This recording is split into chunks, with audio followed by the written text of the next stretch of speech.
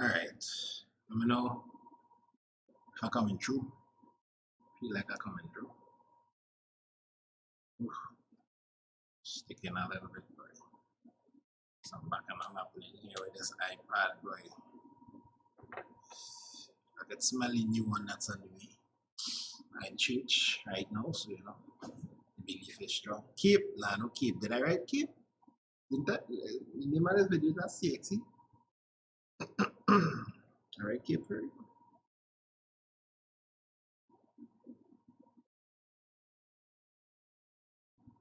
Alright, CXC. Oh gosh. Alright, CX. Alright, CSEC.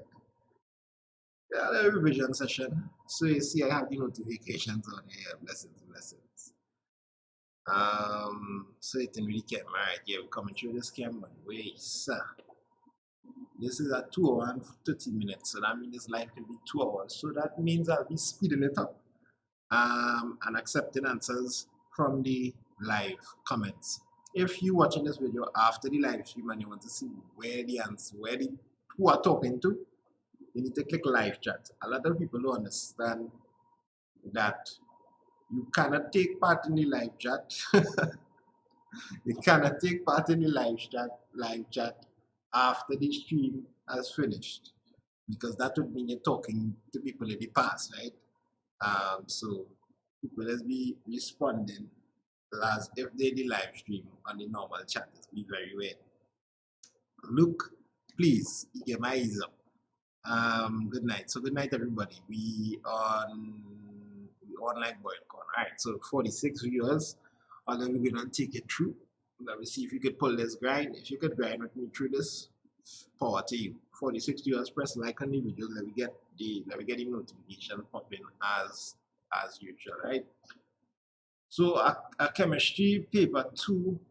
Now I wonder if this was any old syllabus or the new syllabus. That's the thing, right? Here, the disclaimer here is that I am not a active chemistry teacher. In lessons, I teach chem, and I didn't teach any chem. Well, I teach a little bit of chem, but I didn't teach much chem this year. So I wasn't like talking to chemistry teachers in school all the time and finding out.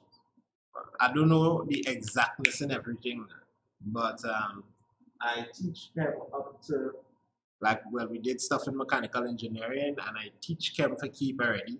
And the students that I teach get scholarships and things. So I know my thing in chem. Just I have it memorized and off the bat like maths. So whether this is consistent with the whole slew of syllabi that has been released remains to be questioned, but it's still good practice, right? This paper consists of 6 compulsory questions. Well, I see new word compulsory here, so that's a good sign, because that's the way CXC going right through now. Everything must be compulsory. Let me take a little comments break there. Yeah, look. I know, blessings. Well, you have all your last year jokes and things that I just can't let go. So we will find out what I'm movie, and this is what we did. You post in this video, brethren, and I repost it. So write your answer and change. You can get repost, but only people will. Alright, you'll get repost. Write your answer to each question in space provided. Do not write any margins, blah blah blah blah blah blah blah blah. Right, so the first question in biochem physics is normally be one long question.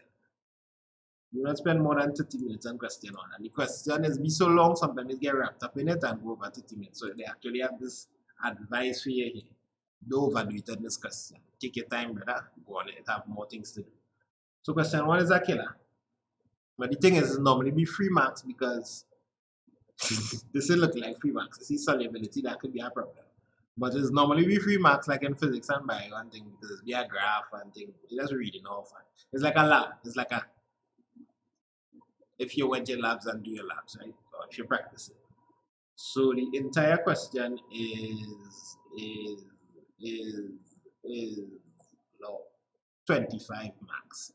25 marks. And now I could press function page up and zoom up faster. So let me try and get through this as quickly as possible. Real read it. The solubility of solid X in water at various temperatures is determined by the procedure described below. In the state where sentences not sticking good. So they're going to get to see how it is to revise in a tired, kind of, well, all this news I think happening in a certain mood, right? So state. So let me see how we can pull this. 57 people online, and they tell me how much likes we have. This procedure comprises a series of experiments. Some of the data, 1 to 5, blah. Procedure and experiment 1, 2 grams, X 4 cm cube of water. Tube is heated. Oh, so there's a solubility thing heating up, and you see how it dissolve. Determine your what do you call it? The manipulated variable is the volume of water you're adding. This is constant, and your responding variable will be the temperature at which crystals reappear. Very nice.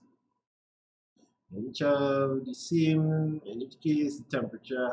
So you heat it up until all dissolve, then you let it cool like a good friend. And from the time you're seeing it, from the time you're seeing crystals starting to crystallize, that is vibes. This experiment is vibes. So something was left out here. What's that? Oh, so look the temperature anyway, to read the temperature here. Now they didn't have any meniscus or anything for you. You'll see now mouse, right? Anytime you haven't seen anything, let me know, right? I could get a little smaller now. I just make myself big ready to take this screenshot. Otherwise get smaller. So yeah, in truth, so yeah, piano and thing in the background.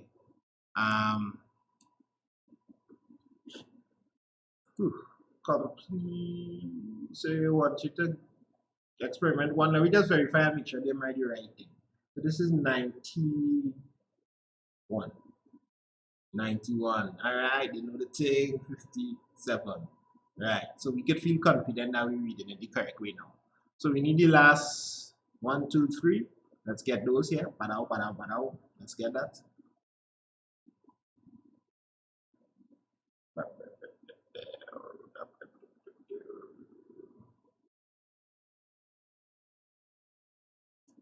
Let's get that last bit there. Again, the next 3 numbers, or you'll need to see the thermometers. Why isn't the chat if you're seeing it properly? Oh, I just checking to see whether they're seeing it properly, but the ads were. What's wrong with this person? By this person that adds on the video. Gosh, man. Oh my gosh, I can't even skip the ad. Alright, so I think chat if you're seeing it properly. Yeah, so let's see that. Let's see that. Let's see that. Better yet if you screen like this. So I'll give them 3 answers. And that's who our last video was just XS. So 44, 32, 26. 44, 32, 26. 44, 32, 26. Well done. So that's what we write in here. So you all could go ahead and write that.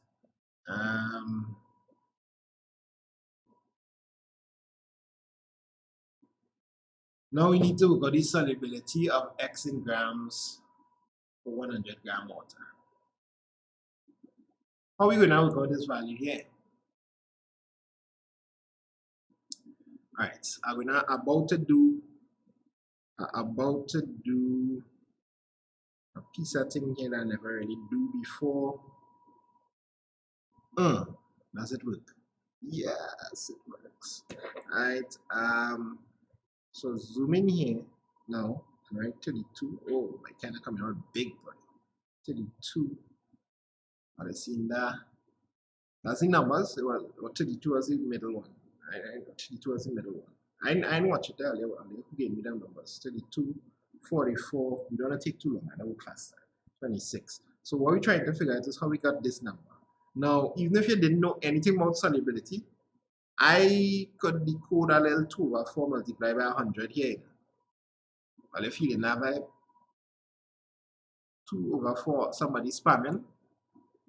Yeah, Avan, don't do that. Don't do that. You have a button here, is press that, go so to tap down, and you end up in detention. Don't let me add a point in detention, and there's no vibes. So what I want to do is just minimize this a little bit. That is a bad. Not too big. Or they just give me a little chance just to fix this, right? This is because this person's spamming. I need to bring up the chat where I could stop spams. Just in case I need to. So somebody just ignore the celebrity. Chelsea, what's up? Nice. So I have that. I have this here. Bring this so. Fix this screen now. I'm fixing this better. Nice. Anyways, all you make all these scribbles here. So mass of X divided by mass of water multiplied by 100. So we got that. So if we're trying to figure out the solubility of X in grams per 100 grams, now your first thing you need to realize that we assuming that the 1 gram of the water, well, you know this, right? The 1 gram H2, that is equal to 1 cm cube of the H2. Sweet. So now we could say if we want grams for 100 grams of water, that is like grams for 100 cm cube of water. So this is like 2 over 4 multiplied by 100, 2 over 8 multiplied by 100, so on and so forth. So the numbers that this person stated is correct. 25, 16, 12, 10. So the answers for this paper will be made available in the Student Hub. So after you watch the video, you can just go in the Student Hub and find it back and find that answers. 25. Now let's give them some nice exact answers here. 25. 25. There's some praise for this sweet handwriting that is happening these last few days.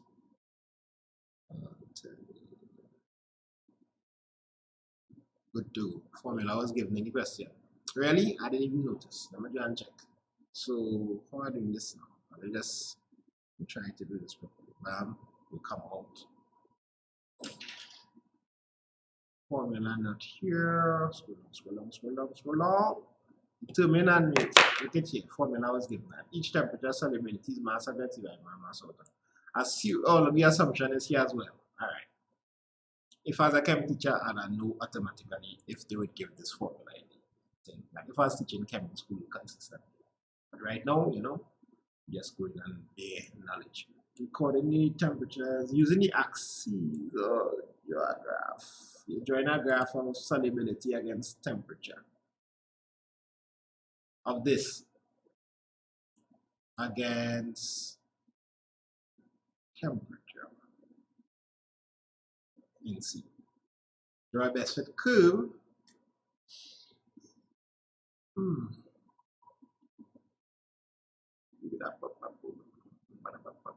Right, so your solubility curve with temperature, right? So solubility against temperature. What deduction about the solubility of X can be made from the graph drawn above? So the drawing of the graph, and this is be a little thing, so you're gonna get to see my draw this graph, and right now my screen not flipping horizontal, so it's vertical. So now it's even more challenging. But we up for the challenge. Boom. I should be seeing some graph lines there. See this graph here as a guide. We was dealing all the way up to what it was, solubility against temperature, right? So solubility against temperature. So this is too small. I want bigger spaces. Yeah, we go work with that. Could barely see. Just complain after complaint by Crude. More complaints. Yeah, so the more tired that I get is the more eccentric that I also get. The point where I'll be talking to myself and things.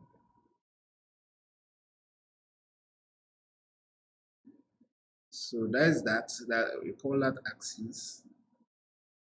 And on this side I want the solubility, because they say solubility is against. Please save it. Yeah, we can save it.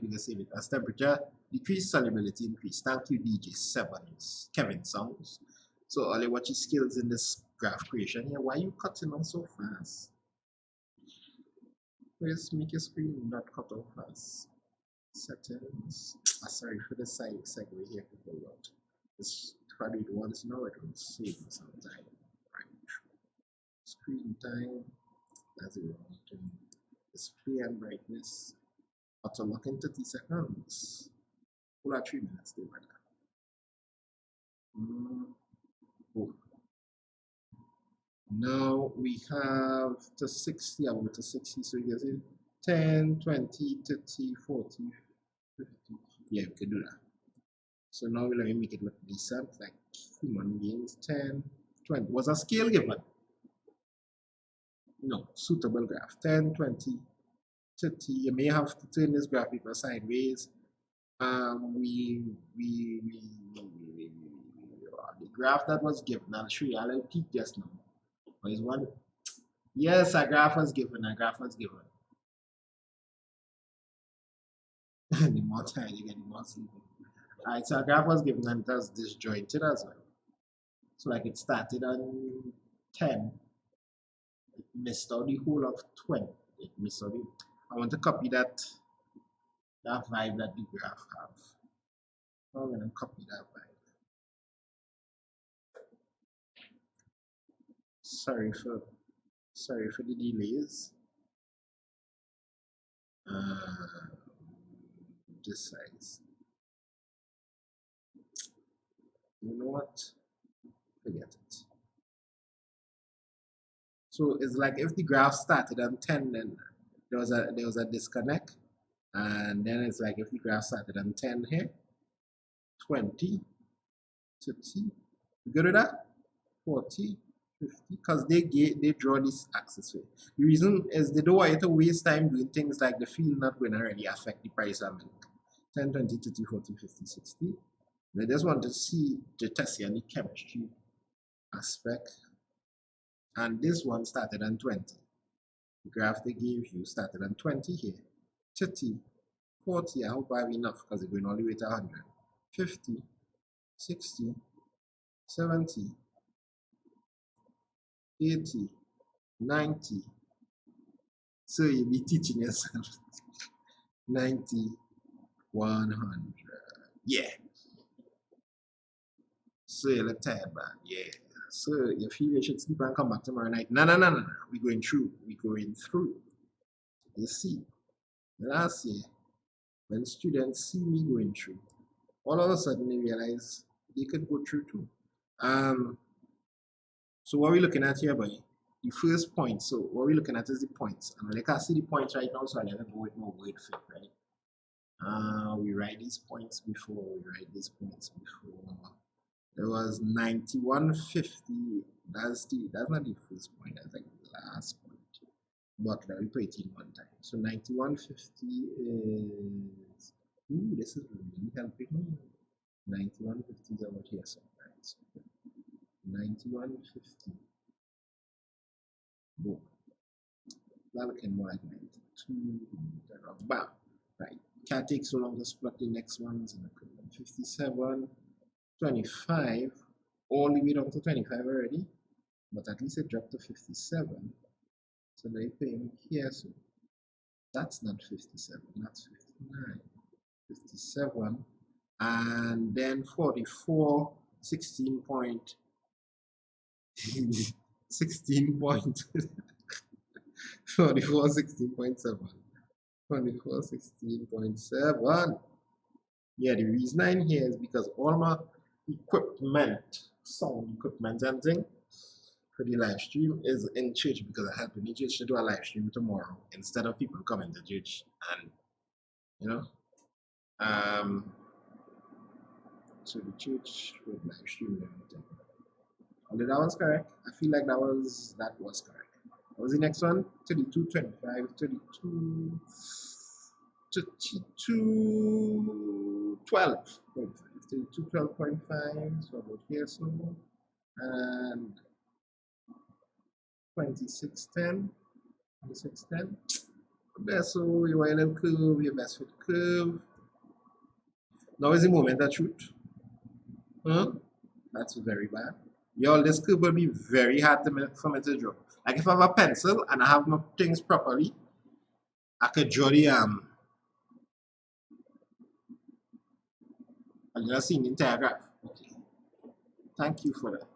Thank you for that piece of tidbit.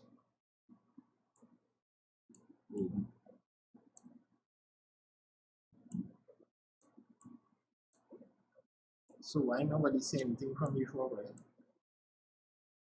That's the entire graph. Why nobody wasn't seeing that? But to me, everything was looking good from before. Anyhow, so drawing this curve a bit, that's why I need to practice these graphs. But let's say something, let's see.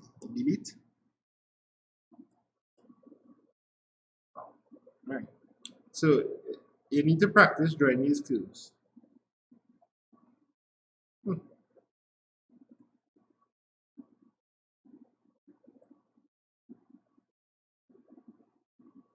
Drawing it on a laptop with the left, on an iPad with this pen, there's no vibes at all. You see, it's slippery, so it's slip.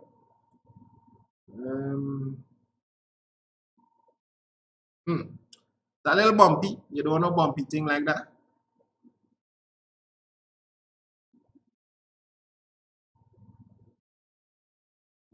Yeah, the title and scale coming in. So let me put in, so here you're gonna write solubility of X, you have a DMQ, solubility of X. I already imagine that would mean solubility, yeah? Grams with DMQ. And on the next side, you're gonna put in temperature. You don't need to put in the scale, they gave you the scale already, so therefore I don't need to put the scale. They started you off with the graph. So you could use a French curve in the example, of course. But you could draw this freehand. You should be practiced enough so you could just draw a nice freehand there quick. It's just that this slippery as a freehand specialist when it comes to curves. From the graph of so what was the next question? So good, are you good with that? How about we don't have time for this. We don't have time for this. But there's a way to see, distinguish between a solution and a no, miss out something. With what deduction about the solubility of X can be made from the diagram below? And we already answered that question, that the solubility of X increases as the temperature. Because the graph went like this. Because normally this button will resume your most recent. If you press and hold this button, you will add the correct step at the next slide on your resume project. Noted. But I want it. Right, so you're seeing how as the temperature increases, the solubility increases, it's easier for things to dissolve as the solubility increases. Come back out. So that's the assumption here. So let's go on to the next part of the question. We take enough time on that. No one question one. Use an equation given in the calculate the minimum volume of water required to dissolve 2 grams at 60 degrees. So go ahead and work out this. Why are you always doing chem so late? Sorry to do chem so late, but you can watch it very live, but we're going on with this late thing because whole afternoon I was practicing music, and in the morning I was doing something. I have a life to live too, so sometimes I just devote the midnight oil to him. So give me some answers for this one. Using the equation given in 1A2 and the graph drawn in 1B, calculate the minimum volume of water which is required to be dissolved. So using the graph. From the graph. And you want to gauge, what's the question? You want to gauge 2 grams at 60. So this is for 60 degrees. So if you run at 60 degrees up here, you know, straight. So you want to be straight. It's important in life to be straight. Just saying. No puns or anything intended, you know. When you come across straight. What are you feeling, neighbor? What are you feeling on that?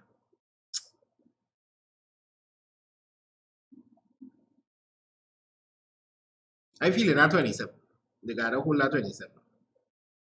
How are we coming back out? So for this one, we will say 27. So when you're doing the advance, the people follow that. See, distinguish between a Solution and a suspension. Give me the definition for solution, definition for suspension. Distinguish between a solution and a suspension. Besides temperature, state two other factors that affect the rate at which solute dissolves. When are you doing advance? Next 2-3 weeks. So no advance right now. Just chem, physics, maths, a little bit of maths. It's now okay, giving me something here. A solution is completely dissolved and a suspension is partially dissolved. That is true. That is true. That is true.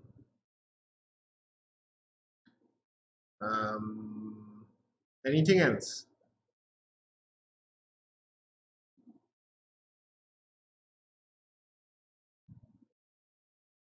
Something a little more full. How much marks went for this?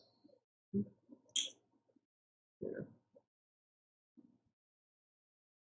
Solution versus suspension.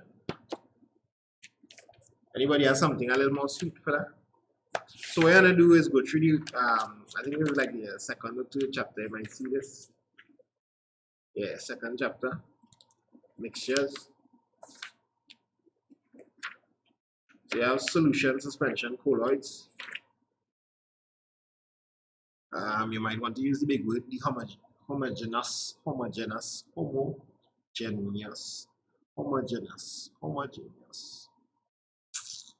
mixture and a suspension, heterogeneous, heterogeneous mixture. Yes, but what do you mean by that? Now we went through this whole thing.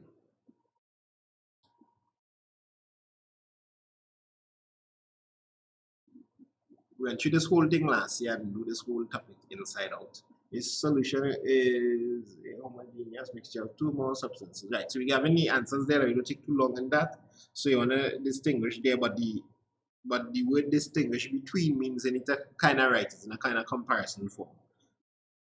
So yes, in a suspension, particles generally settle. That's a sweet literary in a mark there for short.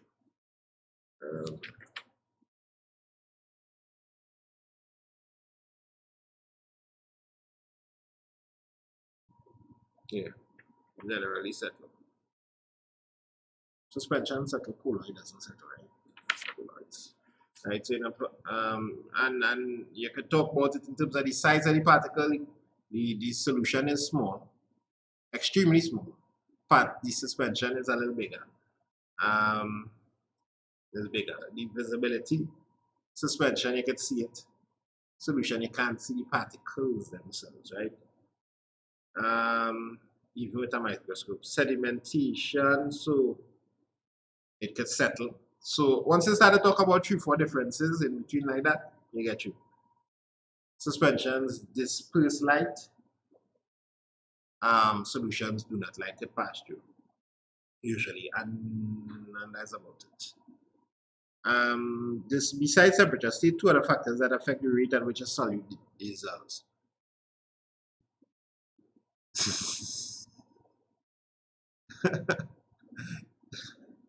All right, my friends. All right.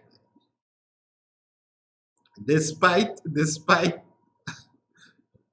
besides temperature, state two other factors that affect the rate at which a solute dissolves. Factor is solubility.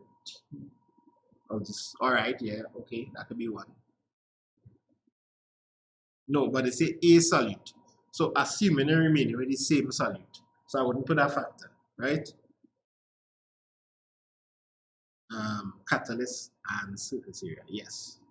Surface area, particle size, the amount of solute present. I know one thing I tried.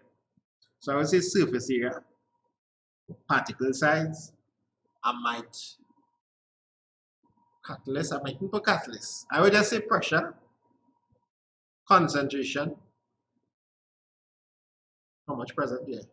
And where's the next one? Surface area, molecular size, yeah. I wouldn't put catalyst.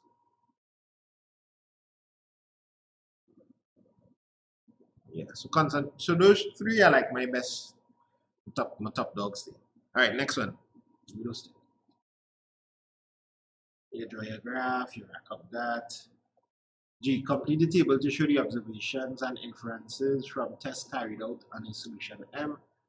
To a portion of M, add aqueous sodium hydroxide. All right, this is qualitative analysis, and you get, which we are going to do in depth, in depth, in depth. So we are going to do that soon, qualitative analysis. But who could answer the questions here? Jump out. So aqueous sodium hydroxide, is a solution M. So the M could maybe have a few cations and anions involved. If you're getting this, yes, white precipitate and soluble in excess. Very good. Because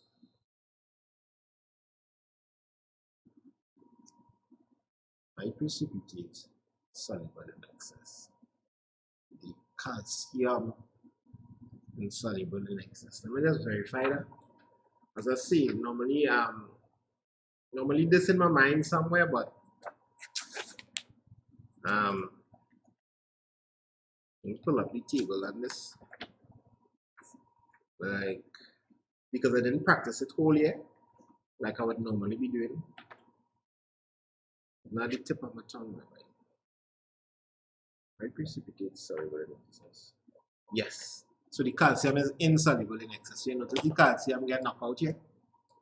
Alright, so calcium is knocked out, so this means it's soluble in excess. If you just see, if you had Ca present here, well then you know it's calcium for sure.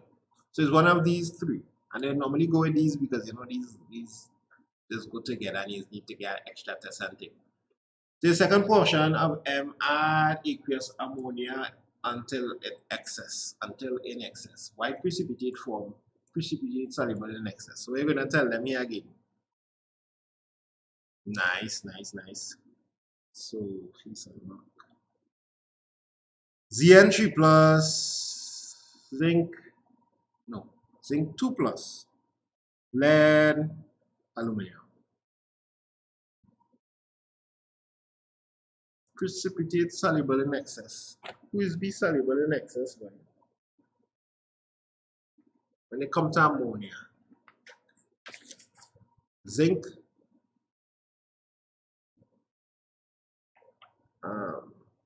insoluble lead, insoluble everybody except zinc. Oh yeah, insoluble everybody except zinc. So zinc is the killer here. Zinc. You understand what I'm saying? Because the white precipitate form again, so you're going to hit them these 4. Calcium, no, not calcium. No precipitate form. So you're going to hit them the 3. Aluminum, lead, zinc. But you're going to just drop zinc alone here, present. And the third portion of M, sodium iodide. So when you add sodium iodide, what do you think you're testing for? Yellow precipitate form.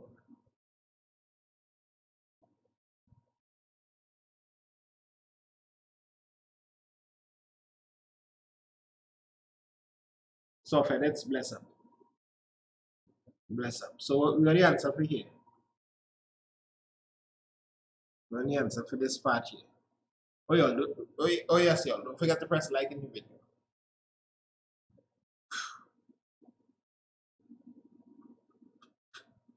To a third portion, you add aqueous sodium iodide. So that's normally be the differentiating test. Right, with here. Right. So potassium iodide. And yellow precipitate was formed. I hope you're not hearing that noises because like a mosquito coming change. So lead 2 plus 2 iodide giving you lead. Yeah, so that's the equation there. The lead iodide is yellow precipitate. Right. So lead in the dance too. So fourth portion, you add aqueous silver nitrate followed by aqueous ammonia, aqueous silver nitrate followed by aqueous ammonia. So that's a halide boys them. Aqueous silver nitrate followed by aqueous ammonia. What you can assume from that 1 mark?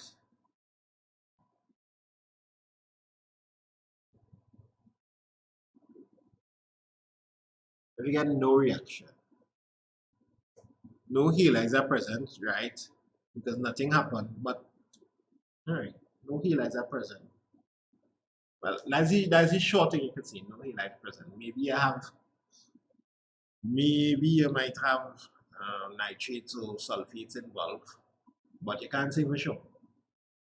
Or sulfites, you can't say for sure. So yeah, I would put in that maybe one of those present, because you know is a solution, right? Now, so is what we do, we add it to a solution. So you know if you have a cation, you're bound to have some kind of anion operating, but it's not a halide, so it could be maybe nitrate, sulfate, some kind of thing. So you can put the answers into why you're doing it. Now, here the reason why I'm not putting in the answers, it would take too much time and drain.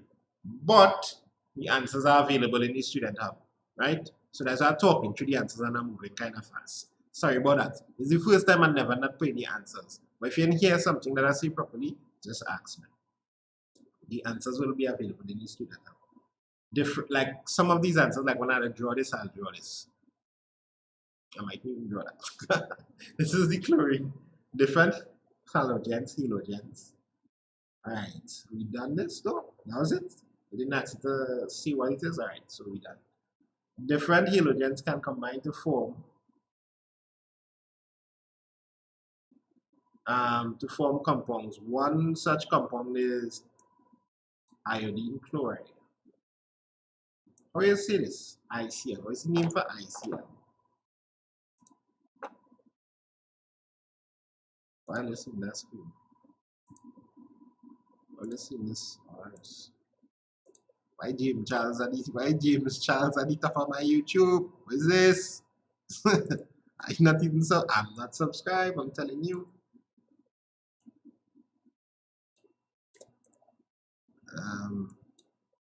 Chemical name for ICL. Iodine monochloride. It had a little sting in it. Yeah. That chlorine atom is confusing, but I love to draw it. The chlorine atom confusing. I don't know. I mean, you find something in organic a little confusing. Iodine monochloride. Yeah. So, right. So we're going on. It's kind of ridiculous. We just need to make sure the atomic number 17. Ethanol. You just want to see the arrangement of so you don't need to worry about the let's call them thing, right? Isotopes. You don't need to worry about that. So they just want to see the arrangement. So you draw a little center. Boom. I'm use the pen because it's so tiny. My iPad not switching sideways, and that's a big problem because we had to go through the whole season here like you get corona, boy. What's going on, boy? To chlorine in what settings? Well, we could count, and we could count. If there's one thing out here, as a maths teacher, I could count. How much here? 1, 2, 3, and this is how they want you to draw it for CXC. For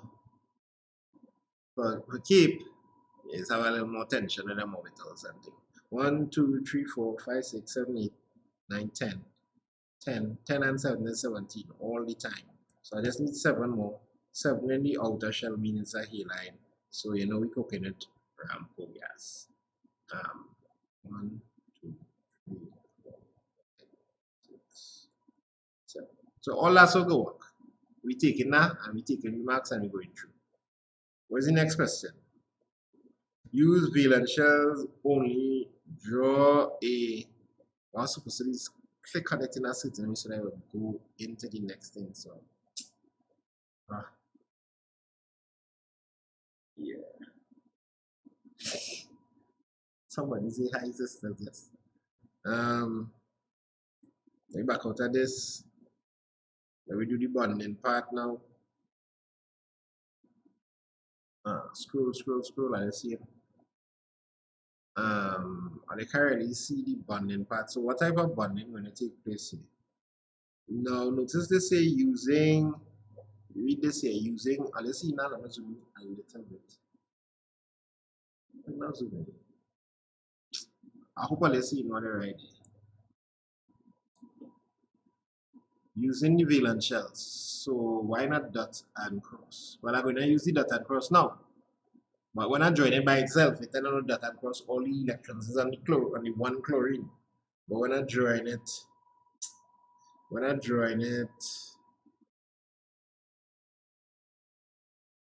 that's not, I'm just trying to focus properly.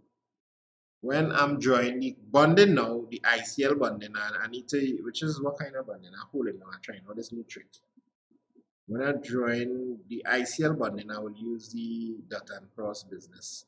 I will put a CL here, so I use dots for him. And for this dude, I will use the cross. You can try coming from there. But if it's one I drawing by itself, he can have two dot and cross.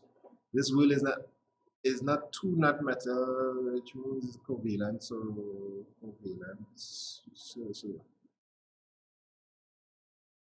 yeah, the sodium chloride lattice structure. Hopefully we could get to them. But what we'll do is finish off all of inorganic. So we'll have a long way to all of inorganic. My wife calling me. I need to answer this phone.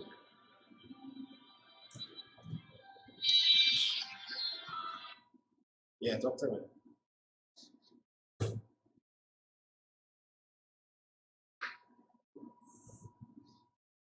Hello?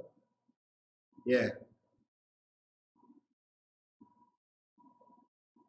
I don't know. Which number 2? Yeah. So that's it. What you see now, they're supposed to be seeing them chats.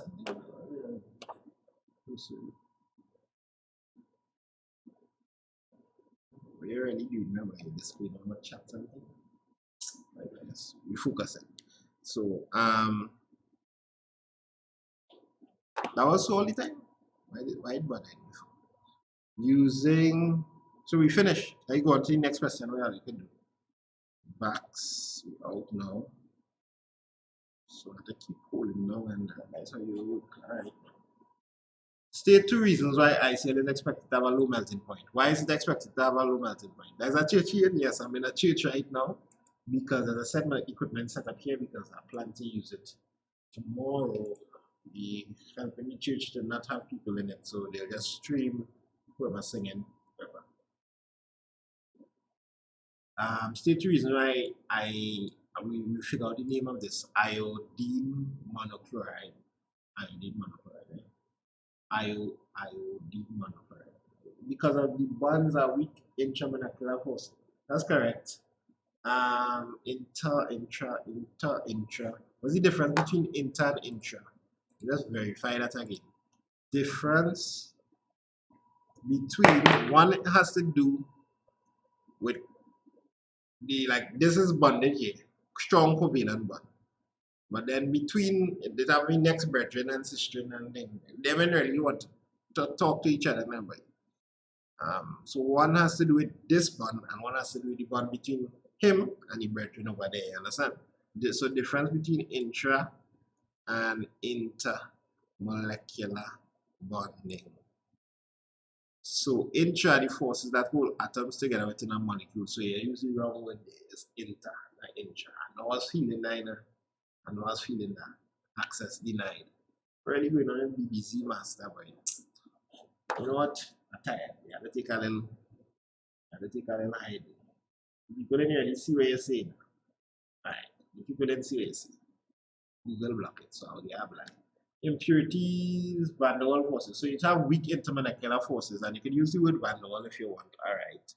Well, what kind of forces we had? Temporary, Yeah, so van der Waals forces, weak intermolecular forces holding the molecules together.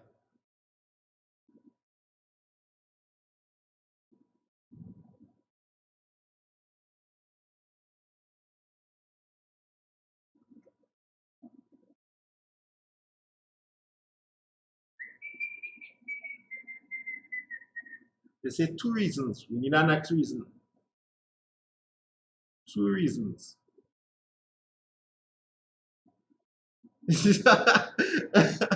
Rush fish, that comment back now. Two reasons. So that is one reason, weak intermolecular forces. I really don't know the next reason. This is something I don't know. I've learned something here today. Two reasons. So anybody have another reason?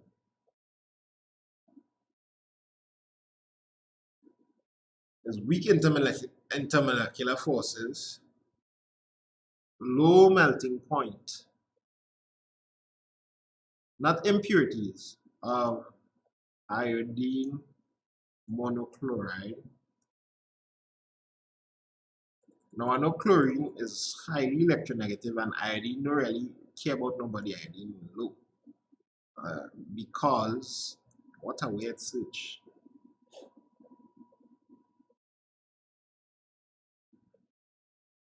It is polar to the low melting point.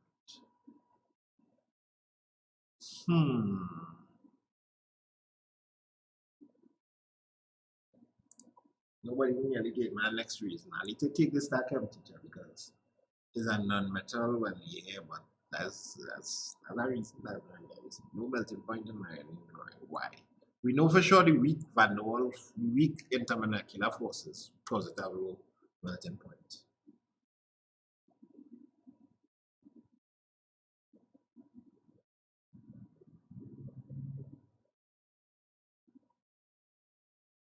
I find they shouldn't ask two reasons here, man.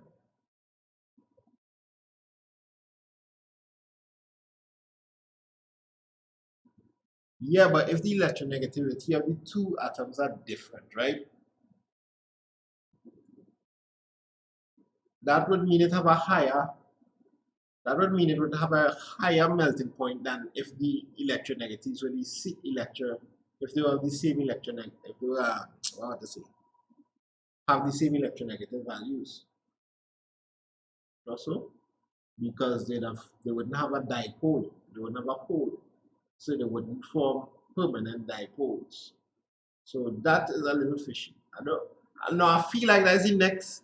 I feel like that's the next reason they want you to come with because of the difference in electronegativity of the two atoms. But whether that explains the question, I mean, as that chem guru, I can't know in my heart and soul if I talk in sense for real. So I need to take this to my chem guru teacher and ask him what really going on there. So it requires little energy to break the bonds. Yeah, I might put that. Now, I might also note that they have, just I'll tell you how I would do this exam. And I got a distinction in chem and I did. I think I got a distinction in chem for Cape 2. What I would do is state everything I know there in a nice way, not like I trying to, not like I trying to, no, not too obvious. So I state my correct reason, and I would definitely state little energy is required to break the bonds, always melting point. So it's not none of bonds supposed to be breaking there per se. It's just, intermolecular. None of chemical bonds breaking. And I would mention that there's, because this is chlorine is highly electronegative and iodine is not. So you'd mention that as well. All right, enough of that. Let's go on to the next question. But let's catch where I'm coming from. Nah, it had nothing to do with ionization energy. That's if you're dealing with chemical reactions. Let me keep going. Write a balance equation for the reaction. Analysis of a sample of iodine chloride or monochloride.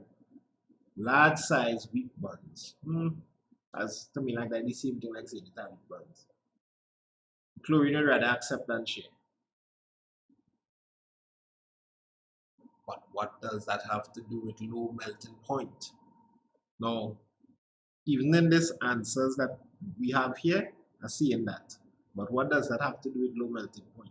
I don't know. I really don't know. I need to double check that question. Analysis of a sample of this shows that it consists of molecules of the same molecular formula but with different molar mass. What is it? All right, so we know the answer to this. 3 marks come here. So you need to, I will state everything. I will state, chlorine 35, chlorine 37, everything. Isotopes, right? So same, and I will write something that will basically cover the definition of an isotope. Same atomic number, different mass number. So although they are the same formula, they're different combinations of them will give different will give different mass numbers. Now those who want to go on into medicine and thing or chemical engineering definitely do chem. But if you're just going into computer science, or you're going in, which is what I would advise most people to do right now. Computers are safe. Yeah, the career kind of safe. If you like computers, you're going into computer and electrical engineering, you're good to go. Mechanical engineering, balance of kind of thing. Civil, well, you need to really love that. And if you're going into petroleum geoscience and thing, you need to be aware that, right? But if you're in Guyana, you get you in life. If you're going to engineering and you do well, very likely they're scooping you up in that market that coming. Once a little sort of the elections. Right? A balanced equation for the reaction which occurs when chlorine is reacted with aqueous potassium iodide. So this is like a displacement reaction. Iodine don't really want to be with this potassium. He does not want to be there because the chlorine is more electronic. The chlorine, this is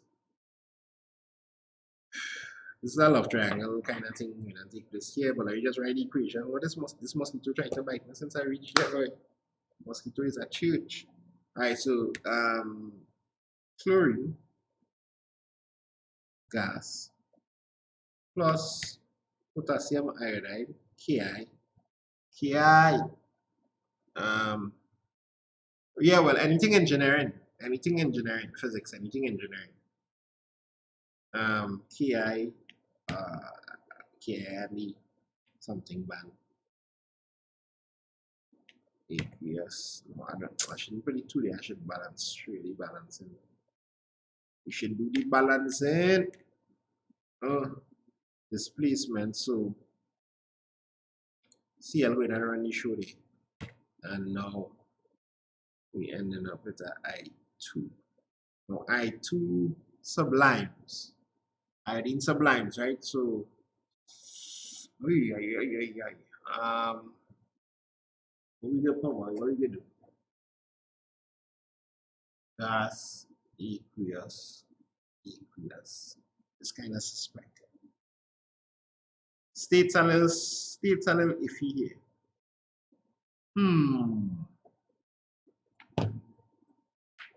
What states are they put here? What states are the teachers telling you to put here? At room temperature, iodine is not. Anyhow, let me balance this solely first. So we need 2 of this. Because we need 2 of this. And then we need 2 of this. So yeah. So when is the advanced crash course? Advanced crash course is on the weekend of the holidays coming up. But if CXC get pushed back, I will push back my crash courses as well. Because crash courses work the best at a certain time before exam, like a month, between a month and 2 weeks before exam, somewhere around there, that's where crash courses work the best. So if I do a crash course and the exam is 2 months down the road, might be that best. So liquid or aqueous, right? We might do a little aqueous here.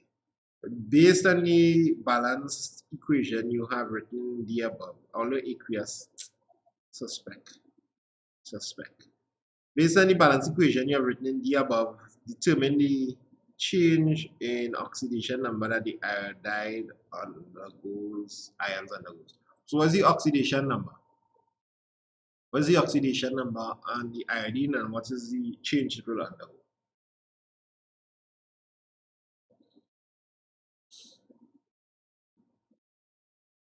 So the iodine here has a charge of -1 and it goes to 0.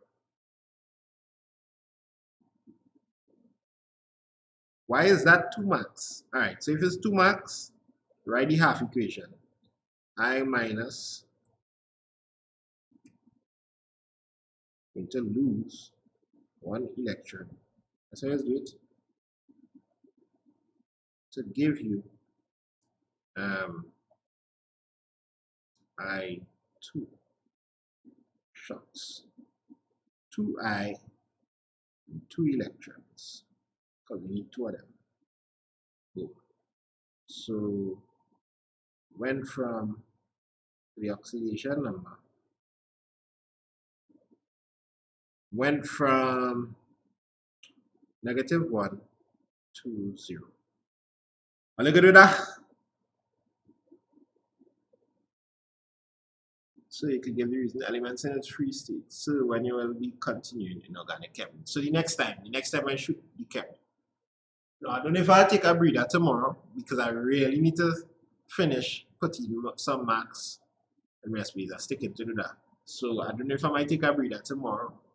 Maybe, maybe not. Or I might just do a update video, but I wouldn't do lessons tomorrow. And then Monday we start back the grind again.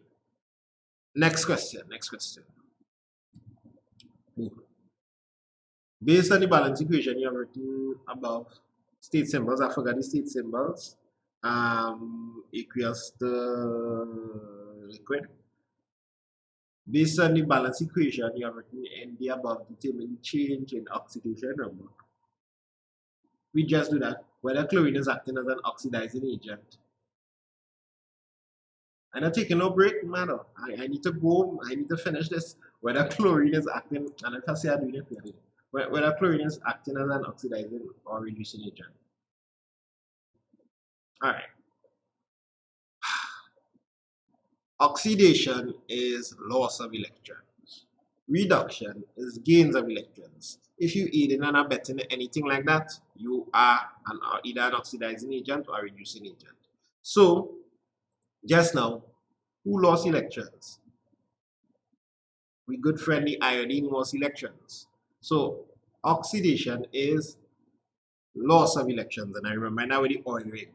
So if oxidation is loss of electrons and the iodine lose electrons, the iodine is becoming oxidized, and therefore the chlorine is the oxidizing agent. So chlorine is an oxidizing agent in there, and you just basically state everything I just stated. Chlorine is the oxidizing agent because it is causing the, wow, we're getting plenty different answers. This is why people is always be asking to do this before the exam, this topic, redox. Reduction and oxidation. People is be asking to do this topic. Because the backward and forward, the negative and positive is be dancing around in people's mind. Either, to tell you the truth, I don't remember much in that because I didn't do any catalyse, I didn't do chem in a long time. But all that stuck with me from Form 1, probably, yeah, Form 1 I read out all the chemicals. From Form 1 is oil ring. And oxidation and reduction in terms of electrons. Oxidation is loss of electrons. Reduction is gain of electrons. And that has never failed me all the way through Form 6 university. So you can figure out everything from that. So in this case, where you see that the iodine losing electrons, because remember you had I take away, you'd have to go back and check it, right? Bring it up. We lost those 2 electrons. So where do you think them 2 electrons coming from?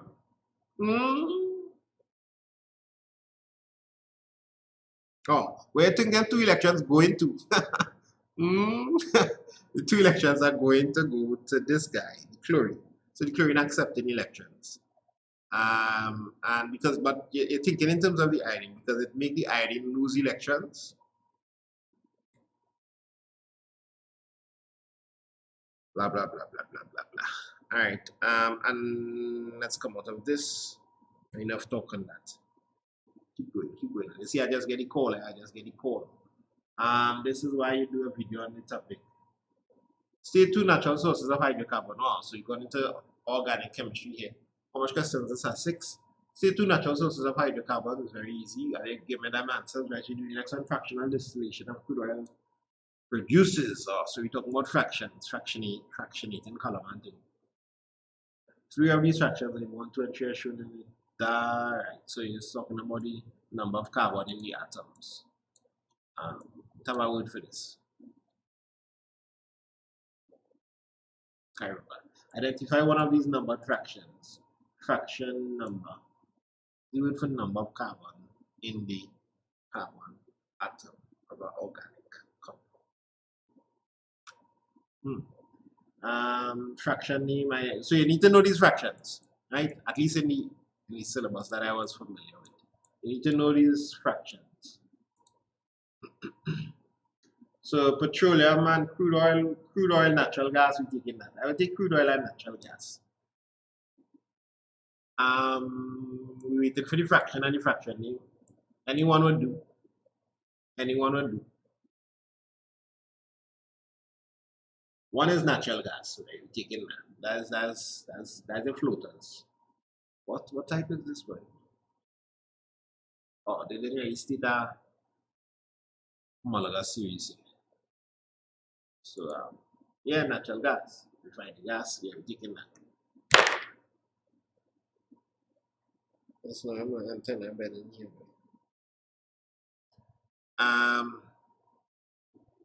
Say somewhere bad, but yeah, blessings. And I do that tag was song in one night, you know. And I do this song in one night and I shoot the video. That's what happened. I do this song one night and I shoot the video the next day or two. I think I sent the video to somebody who gets some people to dance with me, and that's the end of that. Oh yeah, I tell everybody to send. No, I shoot it like the next week. Yeah, because I tell everybody to send videos for it. Fraction number. I can't remember. Fraction number. So one is refinery gas. One is kerosene. Nothing here is bitumen. Bitumen is from big numbers, right? So one is refinery gas. One is kerosene.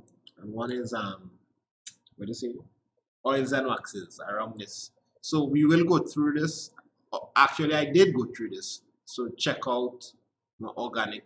I think I did. Check out my organic chemistry series. State one use of fraction 3. Yes, candles. We get to that fraction name. So you number then 3 marks. Once this is just pure memorizing. I had a thing I used to say to myself back in the days, and I know we have grinders here. Because if you're here 10 o'clock on a Saturday night when you could be doing any other thing and you hear 52 viewers watching me go through this paper from 2015 is a grinder. So I was speaking to the grinders here. I used to tell myself for exams, anything I have to memorize, I will never lose a mark. I will never, ever lose a mark for memorizing stuff. Because memorizing stuff is the easiest thing in the world. Once you figure out how to memorize stuff quickly and fast, I will never lose a mark for something that I need to memorize. I can understand losing a mark by using mistakes in calculations, and losing a mark maybe you couldn't figure out something, it was just beyond your capacity for the moment. But losing a mark from memorizing stuff that I know is going to come for sure or could come for sure, never ever lose those marks, man. So these are things to memorize, and chemistry has a lot of them. Just memorize it. Just memorize it. Start from now. Compound W has the characteristic odor of pears and is used in fragrances as a food additive. Ester. Anytime they say fragrance, ester. Just don't read nothing again. Just write ester. Right? So let me make sure I'm talking sense. Ester. Right? Once smell, nice smells. Smelling bad, methane and them kind of thing. Ready, fully displayed. Okay. Hydrolyze. So we're breaking up the ester by using a dilute acid. See, all right. So the ester is made of esterification. Ester is made of what? Ester is made of what?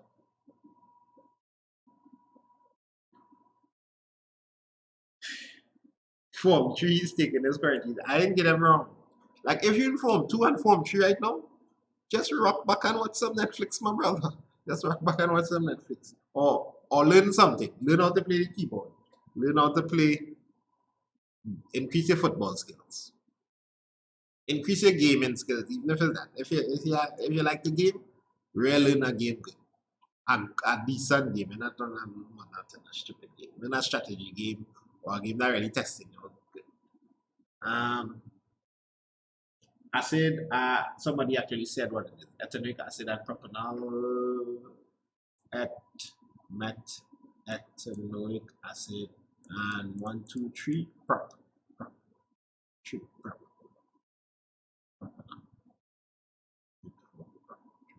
Yeah. So ethanoic acid, you can see the cut right there. So you need to be able to draw them. Let's draw them. I'm going to draw them up here so you can kind of see what form. Remember, it hydrolyzed there, so you're going to add water. So it's like, and I explain all of this very good in my organic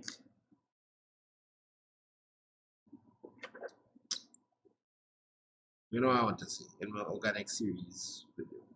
Doing C double bond O. I make it go straight up in the air. Double bond, I make it go side to side. Double bond O H. Hey, use I said use the chuku H. And the next one, so it's like if I cut them right there, so boom. Next one will be CCC dap O dash H. Or you could put OH, I think that allowed OH there. So where you see I just put dashes, there we need H's to go there, right? Now I think in form 6 you can just get away just put any dashes because it's like understood. Yeah. If you put this OH on the next side, that's okay. But I just put it facing like this to show you that really and truly what you added on was the H.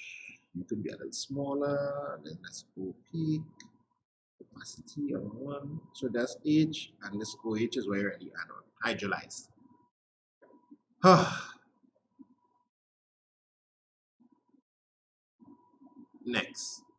Next question. If you're ready for the next question, just write next question. Anytime when you're ready for the next question, just write next question. So I know all you get. I know all you get enough. Structure name.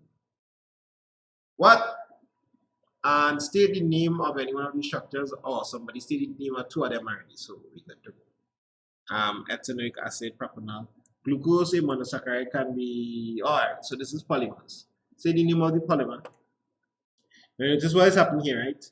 I didn't do chem in a while, but yet when I see something, I'm going back to a certain section. As like a certain sections. So I learn my polymer in that section. So when I see this, I immediately know this is polymer. So it's not like it's just a random. Some people just learn like this. Just if you try to learn chem like that, you will end up in problems. If you just new information, new information. So when you're ready to figure out something, it's like then go through.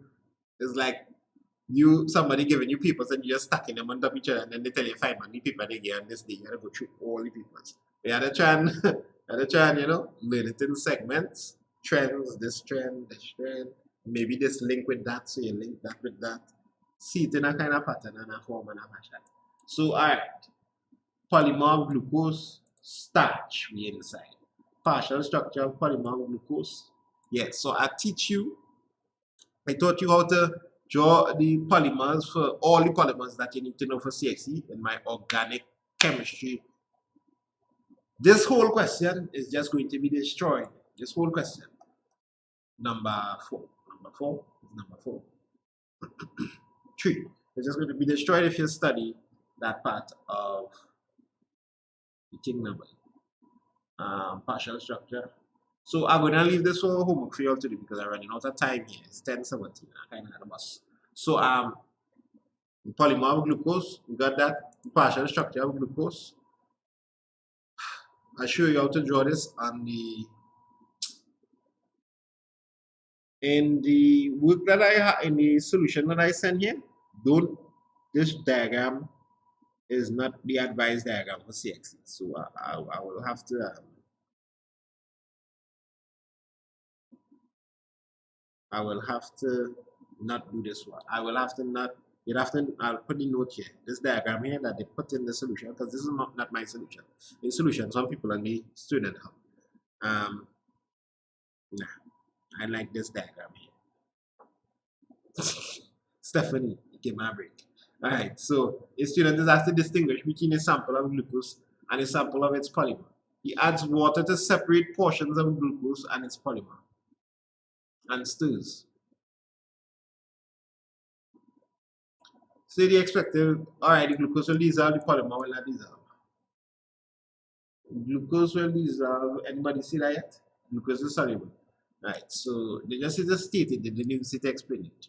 But the glucose is a small molecule, the polymer is a large, long molecule. In that time for them to dissolve inside.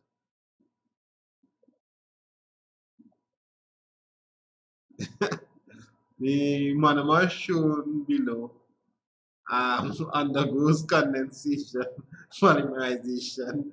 Name the type of polymer formed. You see na nitrate there, what is that?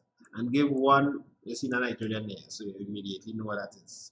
And give me the answer there and name my use. We went through all of this in the, and that is a video that I didn't do live. The non-live video is easier to study from when you're coming back after the fact. Because the short to the point, I use diagrams, I use charts and whatever. So, and it quick. So it's easier. It should be easier. If you have more lazy style. Type of polymers, proteins, polyamides, we take in proteins,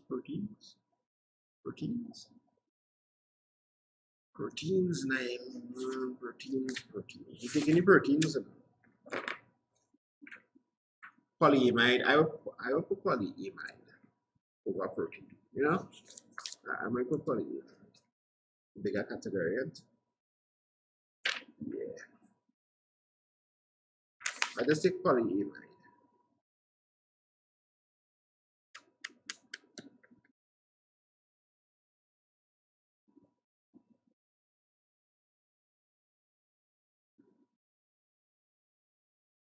And one more. So protein, yeah, protein. If you say polyamide, protein, you should be good. Protein, yeah. Kernels, yeah, all them things. So repair tissue, we taking that. Let's move. Let's move. It's time to move on. It's time to move on. Number 4. So we're doing a bit of number 4. The application of electrolysis can be varied. Define the term electrolysis. Define the term electrolysis, people. So electrolysis is 10:21. We should be finished in the next 20 minutes. You understand what I'm doing there? Give myself a time. The first time I reach any live and like this is the hardest live we have ever done for this year. At least for me. Define the term electrolysis. And then when you do that, describe what happens during electrolysis of molten sodium chloride. Alright, support your answer with relevant balanced ionic equations. So all of this is 1 and all of this is 2. Electrolysis is the decomposition of electrolyte. You get 1 mark for that. Electrolysis is the chemical breakdown of a compound using electricity. I get a mark for that. Electrolysis is the decomposition of a compound by passing an electric current through it. Get a mark for that. Yeah, so arterial, good with that. Describe what happens during the electrolysis of sodium chloride. So you need to talk about anode, cathode, anions, cations. What goes where? Right? Right, so everybody in the last batch here, from like Brandon down to J Prince, was talking sense.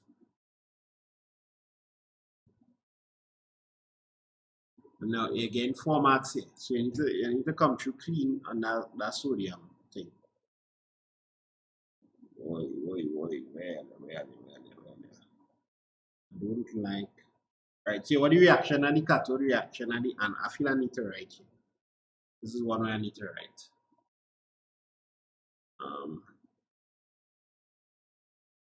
Boom. So reaction and the cathode, cations go to cathode. All right, you know the highlighter. Sodium plus electron that it lost go into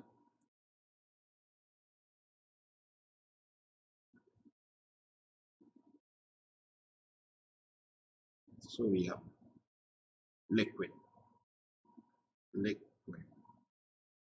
aqueous liquid electron. Right, so this is at the cathode. You need to state this to collect the max. Nobody really see that. Oh yeah, you see it. So sodium is discharged at the cathode, chlorine at the anode, and reduction occurs at the cathode oxygen. Right. So you see how you see that? You get your marks there. All you need to see now, all you need to do now is write the equations. So at the anode, minus 2 chlorine, because we need to go to chlorine gas.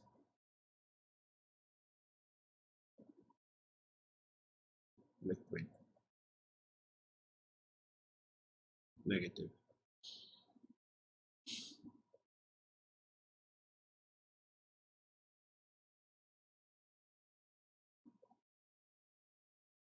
Good to go.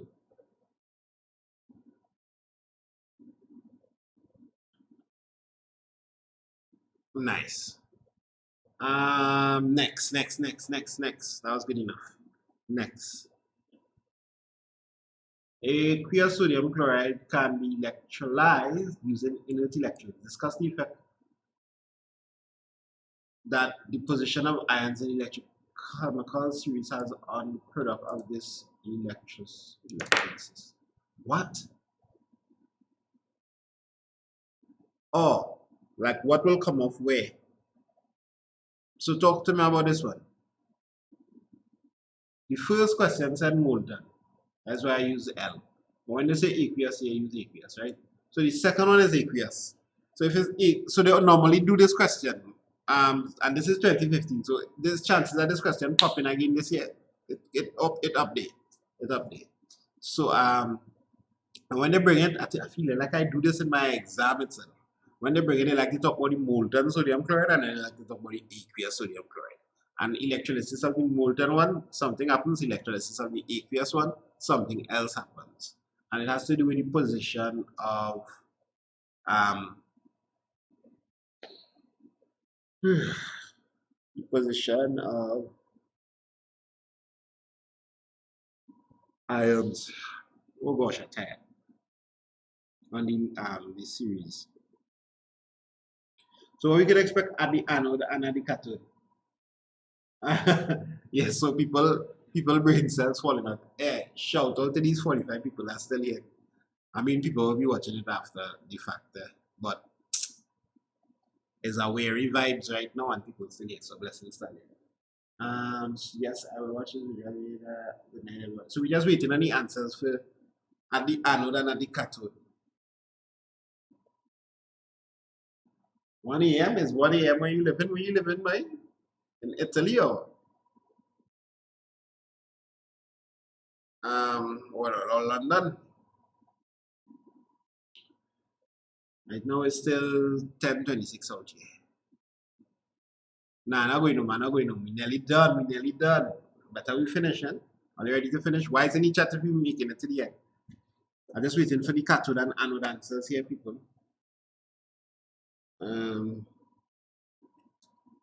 Let me do some explanation then, since it's taking so long. The ions in the dance, just now, it's my iPad trying to leave me here, right? Yeah, it come out. So the ions in the dance are the sodium, the chlorine, but also you'll have H plus and OH minus. That's how we do it in CXC, right? Not so? Right, somebody give me answer. So right, you need electrolysis, and yeah, it's yeah, but you give me the answer yet. To the end of this question, you mean? So we have sodium chloride. So we have Na plus, Cl minus, we have H plus and OH minus. But both of these are lower down now. So if we electrolyze aqueous sodium chloride, these solars will then come off at the respective. So the anions will come off at the anode and the cations will come off at the cathode. So instead of getting the sodium and chlorine coming off, you're going to get the H plus and the OH minus coming off. Why isn't the chat if you understand that? And you need to state that. So in the solutions we have here during the electrolysis of aqueous sodium chloride, the following ions are produced. So this will be available on the Student Hub. And in the next 10 minutes or so, we'll be finished. And I'll post this on the Student Hub. I'll also post a link to the Student Hub for those who don't have it yet. The Student Hub, we have about 800 people. Going up the road to 900. We'll have 1,000 by Monday. Students from all over the Caribbean. It is the greatest place to be if you are a student from CXC. Yeah, so preferentially discharged. That's correct. That's correct. The lower ones. At the cathode, the H plus are preferentially discharged because they are in a dilute solution. Then they went on into electroplating. Aluminium is made or anodizing. Using your label diagram manipulation, explain what happens when you anodizing of aluminium. Oh my gosh, this is a whole long thing. I can't draw this diagram for you right now.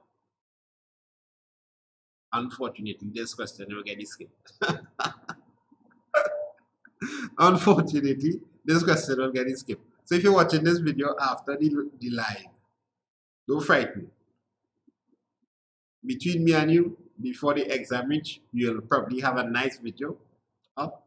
We will have a nice video up with the anodizing of aluminum for you to watch, right? Just the anodizing of aluminum. Good night, everyone. A thickening of the Al2, right? The oxygen form quickly. So it's near just explain the anodizing process there. But I want to do it as a whole video so you can just get it down. You see the 6 marks there, you get the leap on. The acid anhydride of sulfuric acid is produced as an intermediate product in the manufacture of sulfuric. Alright, so this is sulfuric acid. So they're going to actually whole, let's call this contact. It's contact process. Say the name of the anhydride and describe how it's so that is sulfur. What is the name of this? Sulfur trioxide. Sulfur trioxide, yes, that's correct. So sulfur trioxide, firstly, sulfur burns for using balance equation, state symbol, explain how the anhydride is coming into sulfuric acid. Alright, so this is this whole sulfuric acid process, which I need to verify is still on the syllabus, which I will do as well separately. I'll do this whole process along with, let me just make sure. There's the next one that comes hand in hand with this.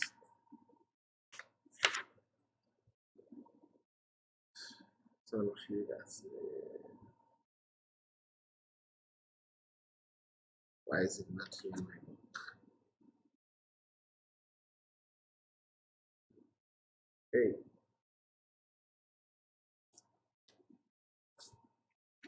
There's the next process that's coming through this. Now this book is up to date, so if it's not here, maybe they're not testing it again. Is it confirmed that are you going to have to do this process? I'm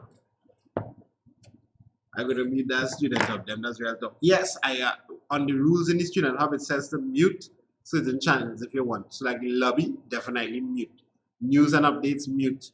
Memes, you can mute. And you just check that on your own time, and but you wouldn't want to have that vibrating your phone right through the night. That means be going straight through the night, all 3 o'clock, and think some people still talking. In other words, we skipping this. This not on the syllabus no more. I thought so. I had a feeling like this blanked off the syllabus. And this not on the syllabus no more, to be confirmed, but last year I feel like talking to the chemistry teacher, watching the syllabus, this blank out the syllabus. But if it's not, but I learned of this whole iron and its compound, the alloys. This is on the syllabus. So just how a lack of iron in the human diet, right? Why is the alloy stainless steel preferred to iron? Right? So easy reason: strength, rust, strength, and oxidation. In humans, iron is found in hemoglobin, which is responsible for the transfer. Lack of iron, anemia. Stay with me. 40 people, stay with me. So we speed in. Lack of iron, anemia, and what's the next thing? So the oxygen will be transferring now.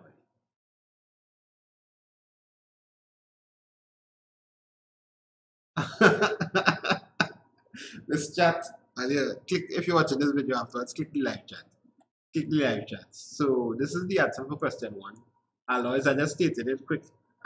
You'll have the solutions in the student hub. You could always watch. Sulfur, the alloy. And what they're using it for? Making cooking utensils. You wouldn't want that to rust, right? So it doesn't corrode. And you don't want to use it with strength because you're dealing with cooking utensils. So you use it with reaction. Iron can react with some of your food, right? Because if you use the reason for strength, you don't really need no sort of strength for your cooking utensils, so they might not accept that reason. So I said strength earlier, using cooking utensils, so there's a different reason. And so anemia can rise up, but not too fast. Yeah, that's fine. Sleep must take place. Then let me breathe past all these sleep comments.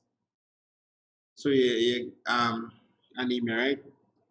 Shortage of iron to the blood, low production of red blood cells, blood doesn't carry enough oxygen, tired, weariness. That's, you want to write that in that exact form. In fact, if you write a bullet form like that, you get the max. Both the availability of minerals, so reach in the end, people. Mineral nutrients and soil acidity play an important role in the healthy plant growth. Identify one element that is essential for plant growth and state one effect of its deficiency. So this is that you can get potassium, NPK, nitrogen, potassium, phosphorus. There's the 3-day watch it to learn for chem. To be verified.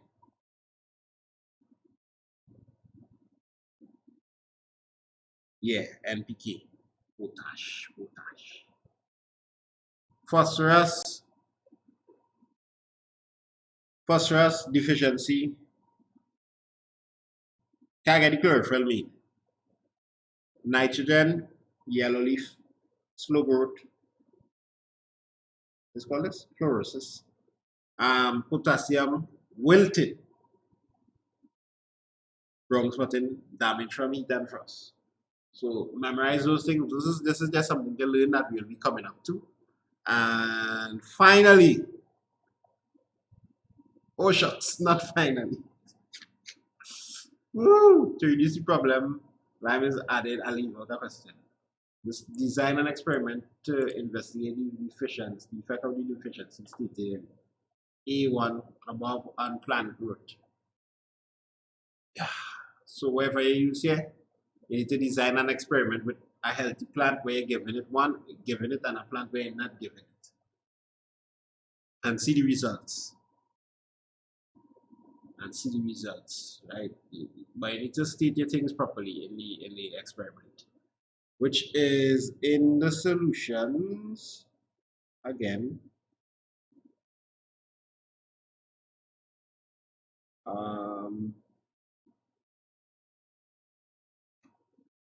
So you want some identical plants. Let me just read it through very quickly for those who not on the student hub may not get a link in time but need the answers.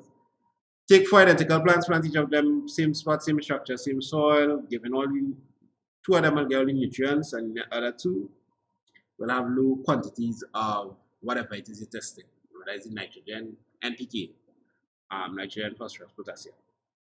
Same amount of water, same light. You need to keep every other thing constant. You need to say that you're doing that. And you're monitoring the plant and you make deductions based on your observations. Last but not least, this is the last page again. Last page. Oh my gosh, it have a next page. This is the second to last page again. Second to last page. To reduce the problems caused by acidic soils, lime is usually added. Lime is what? What is lime? Write it in the comments. Stay active, don't fall asleep. Use a balanced equation, ionic equation, to explain how the addition of lime can increase the pH of acidic soils. Boom. So what the reaction of lime with it's an ionic equation, so it's just H plus. Lime can also cause nitrogen to be lost from the soil. Oh, see the reason for this including a balanced ionic equation, so the reaction of lime with nitrogen in the soil. Alright. And alright, in equations here, too much time, trying to leave equation